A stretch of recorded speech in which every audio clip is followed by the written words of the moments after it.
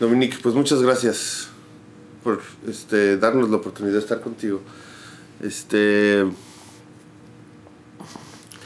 I hope to enjoy your meal someday. Anytime. But Carlos, tell me something. I would like to start, if you can talk with me about this great and enormous war of gastronomy in Chicago. There is a capital for the gastronomy here, or is too exaggerated? Or no, I think. Well, mucho gusto. Gracias por estar chez moi. No, I believe Chicago, in the past 10 years, really became a destination for food.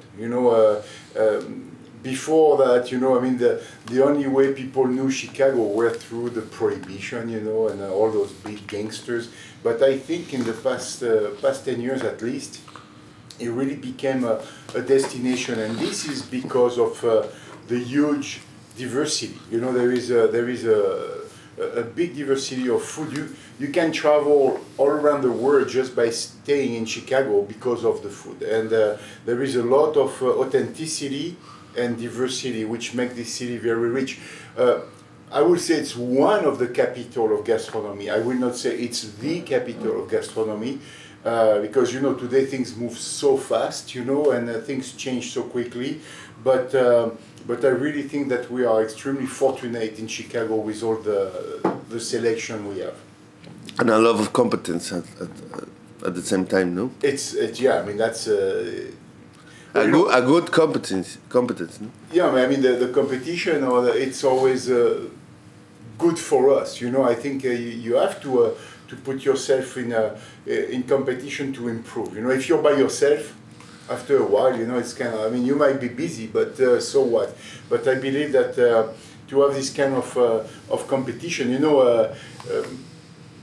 a fast runner, will not know he runs fast if he's by himself on the track. You need to have the other one next to you to know which one goes faster. And that's the same in our world. You need to have the other people around you to know where you really are. And today in Chicago there is really this kind of, I will say, a healthy competition, because we are all friends. It's not like I lived before in a different city, and one in particular was in Paris. You can hear my accent, and where it was not that friendly. It was just like rough and mean. If you need something, it's your problem. And here in Chicago, I have created a little network of chef friends that, it happens to everybody. If I'm missing, I don't know, pound of flour on a Friday night for some reason, I can call my friend and say, hey, can I stop by? And the answer will be, I would say 99.99% of the time will be yes, and you ask for a pound and I might give you 2 pounds, and that's really the beauty of this city and the way things are done here. Fantastic. Yes, I feel the solidarity, the community, very powerful, very powerful. That's the indeed, you feel like a small town because of that. Yeah, no? It's more like a village. Yeah, but I think that's a very good point what you say.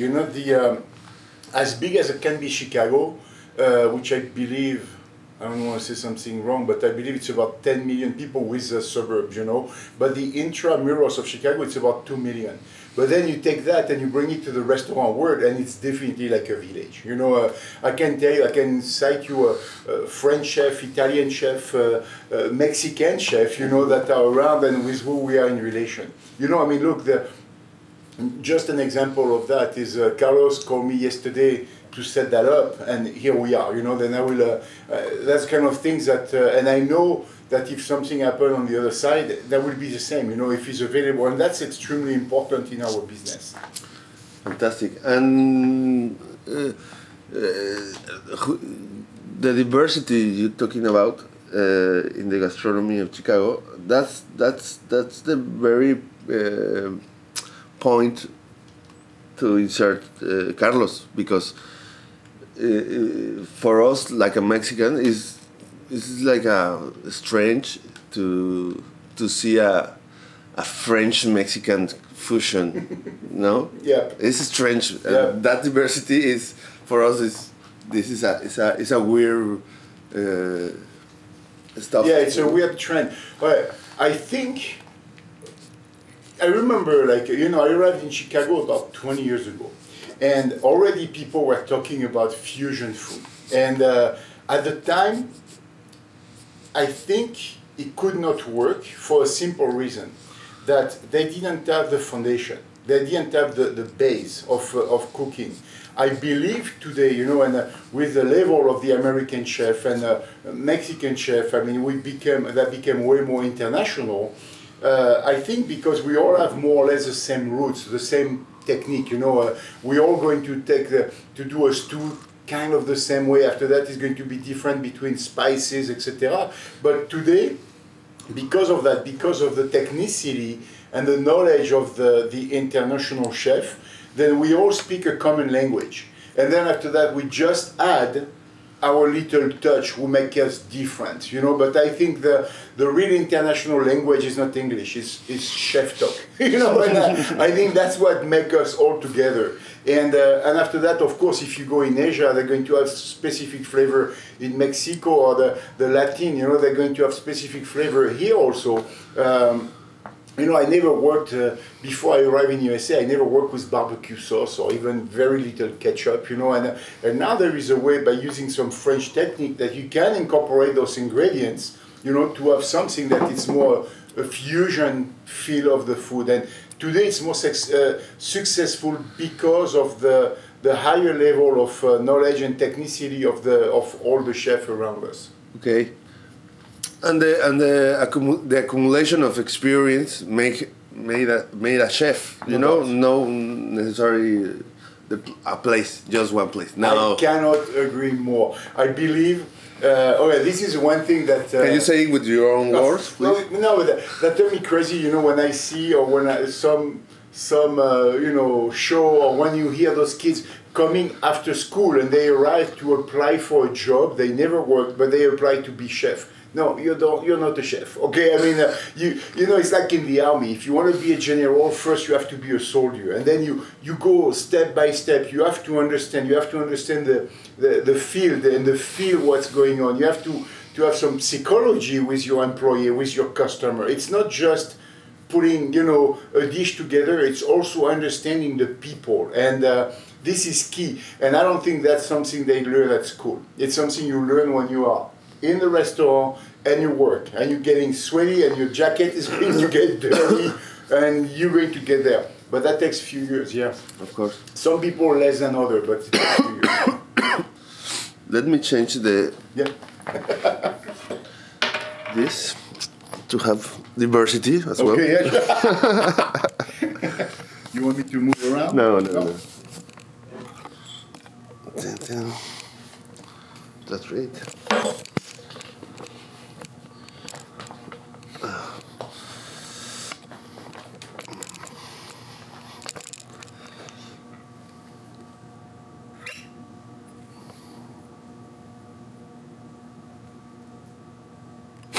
Perfect.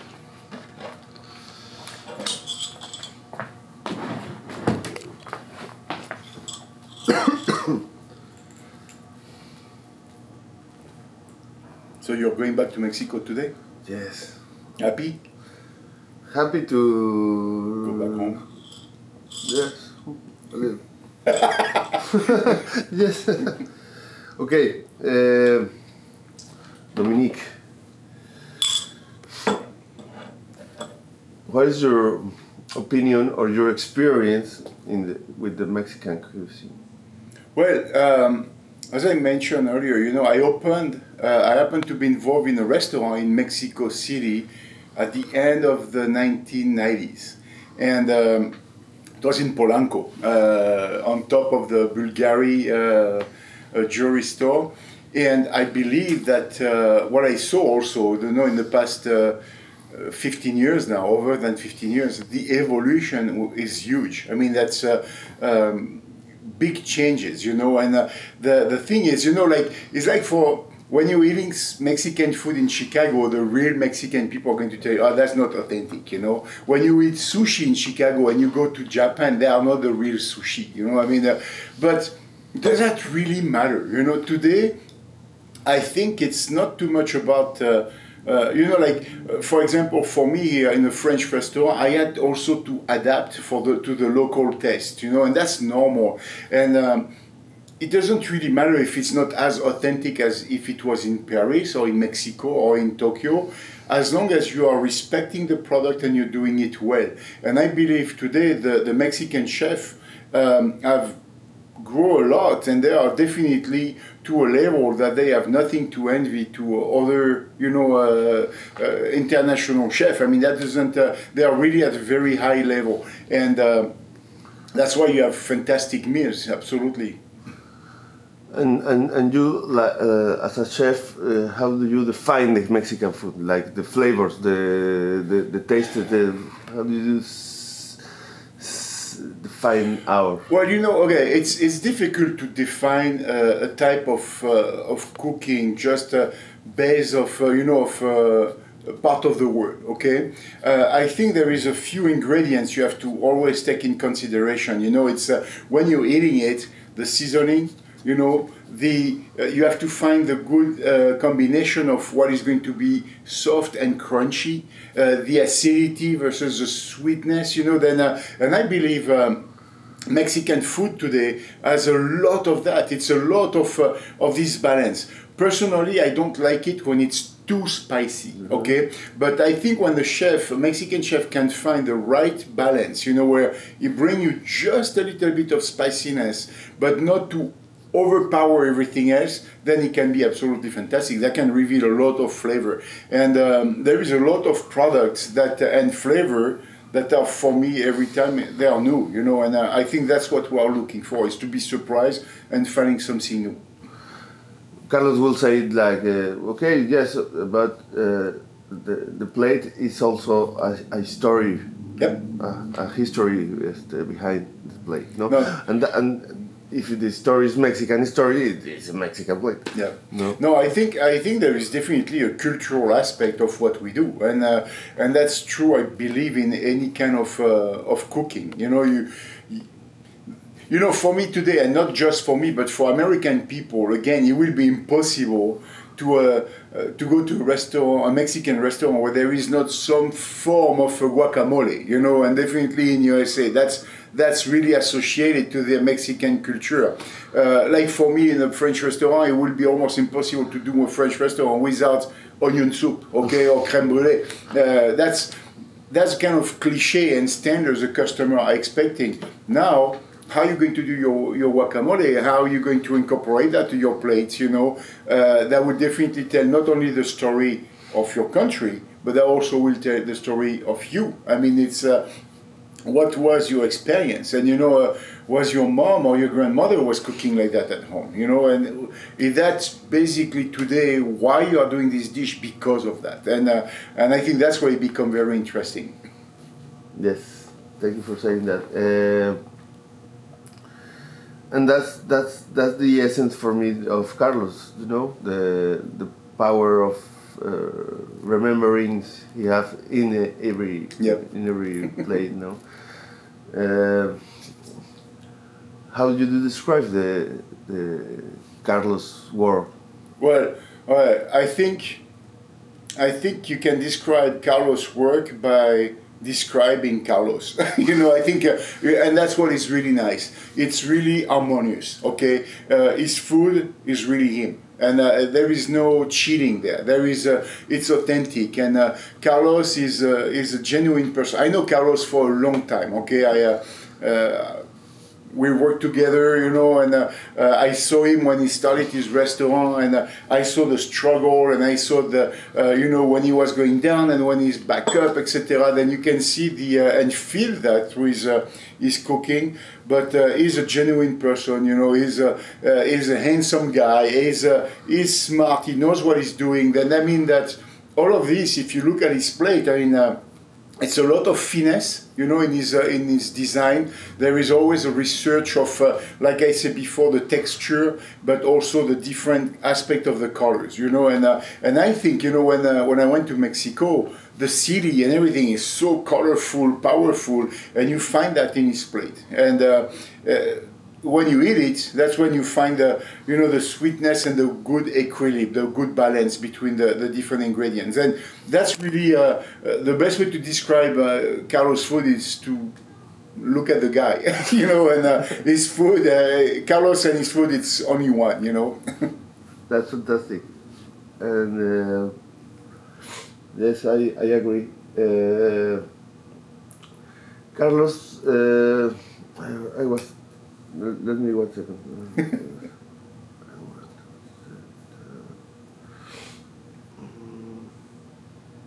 Okay, let's start in the beginning, because I know that you find Carlos in some place, and you say to Carlos, "Come on, I will teach you something." Well, talk all the anecdotes. Yeah, Carlos, I was participating in a big food event in downtown Chicago. And Carlos was working over there with a good friend of mine, actually. He was a sous chef for a very good friend of mine. And I saw Carlos, and we talked, and we had a good first contact, and I know it was time for him to do something else, which, again, I will encourage young chefs to do. You have to stay in a place for a couple years and move on, because you can teach and you can take from everybody a little bit. That will make your personality. And then Carlos was there for quite a long time already, and it was time for him to move, and he knew it. I happened to have an opportunity with a friend that used to have a French bistro, and I told him, "Hey, Carlos," I say, "let's try something. Let's try something different for you, and see where we can go." And that's where he was involved in a French bistro, where I also was involved. And we worked together. I could tell that he had a good talent. He had a good palate. He was able really to do the good pairing, seasoning and all of that. And one day, finally, he told me, "Okay, you know what? I'm going to take a chance, and I'm going to open my own place." And I saw him, like I said at the beginning, it was not easy. He went through it's always complicated anyway to open a restaurant and to keep it open. And I remember being one of the first chefs to sign on top of his kitchen door. He had a place where people could sign. Mm-hmm. And I was maybe even the first one. And I was so happy to see him, And after that, like I say, I saw the entire evolution of Carlos, and going through some very difficult moments to some absolutely fantastic moments. Which one consecration was a Michelin star, and which I think well deserved. And it's funny for me to see that Carlos is even becoming bigger and stronger in Mexico than he is here in Chicago, and I think that's fantastic, because that's really his soul, that's his roots, and he's so proud of it, and he should, it's absolutely fantastic. And again, I give really the authenticity of what he's doing. Okay. And you give him the present of the French food, I suppose, a little, no?